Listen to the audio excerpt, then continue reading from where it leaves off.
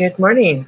This is just a very short video on we were talking about the days of the week and the deities associated with them.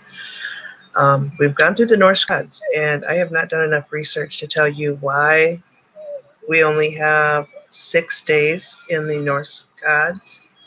If there was a name for Saturday, if they just didn't have that day, with before the Julian calendar came about. Again, as I said with all my videos, if you know the answer to this, put it into the comment in the feed. This is just enough to whet your appetite. That Saturday is the one day of the week that retained its Roman name, Saturn, which became Saturday. The Greek name for Saturn is Kronos. Kronos was a Titan who was the father of Zeus. And most of us, I think, in school, it's safe to say that we grew up learning a little bit about mythology. Greek mythology seems to be the big one that's taught. And Kronos was a Titan who was the father of Zeus. He's also the one who ate his children, swallowed them whole, if you remember that story. There is a shrine to Saturn. So if you Google that, you'll find that it's quite interesting. When I learn how to integrate the letting you see what's on my screen, I'll definitely get to that.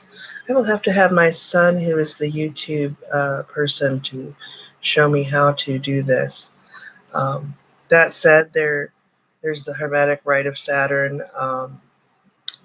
We also know that Saturday is kind of across the board known as the day of the Sabbath. In terms of, I am not as familiar with the use of this in astrology magic, but there are definitely rituals out there. There are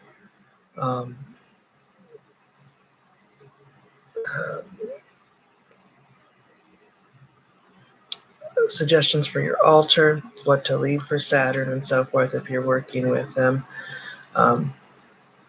In Hinduism, Saturn is associated most closely with Lord Shiva.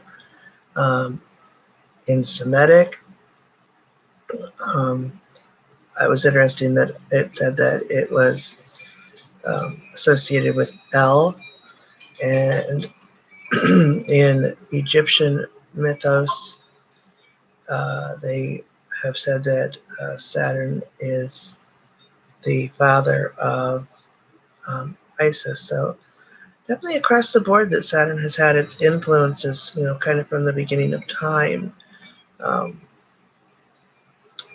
And from what we know about how astrology kind of came to be, we do have it rooted really since the beginning of mankind, this interest in the stars and the planets.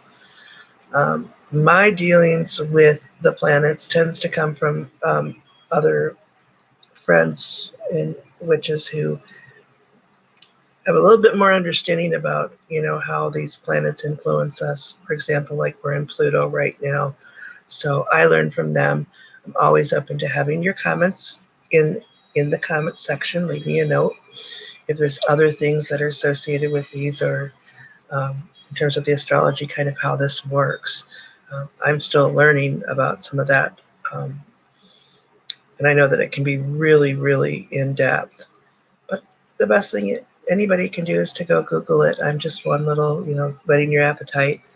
And now that we're into Greeks, we'll continue on with some of the Greek gods. I know a little bit more about them than I do about some of the other ones. So we'll continue, and I'll continue to hopefully come up with some talks where we can have some discussion. So that said, I'm going to end this one, and everybody out there have a blessed Sabbath.